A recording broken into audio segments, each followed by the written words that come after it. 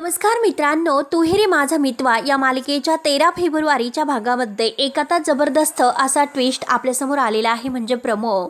तर त्यामध्ये आता ज्या शलाकाचा खून झालेला आहे, तर त्यासाठी मात्र राकेश आपल्याला स्वतःला यातून वाचवण्यासाठी आता अर्णवची बदनामी करण्याचं ठरवतो. आणि जे काही आता हे रिपोर्टर आहे, तर मात्र आता हे रिपोर्टर मात्र सगळे घरी येतात आणि आता मोर्चा काढून आता सगळेजण घरी आलेले असतात.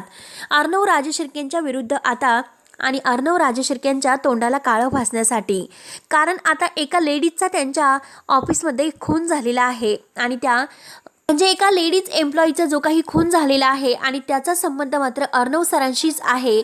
अर्णव सरांनीच हा खून केलेला आहे असे आरोप मात्र आता ते सगळे रिपोर्टर अर्णवच्या वर करत असतात. तर अर्णव आता हे बघून त्याला तर धक्काच बसतो, परंतु आता ईश्वरी घाईने पुढे येते.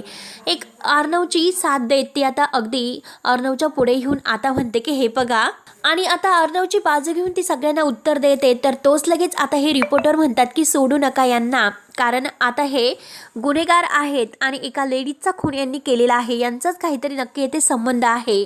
तर ईश्वरी घाईने पुढे येते आणि त्या बाईचा हात धरते, कारण ती अर्णवच्या चेहऱ्याला काळं लावायला येत आहे.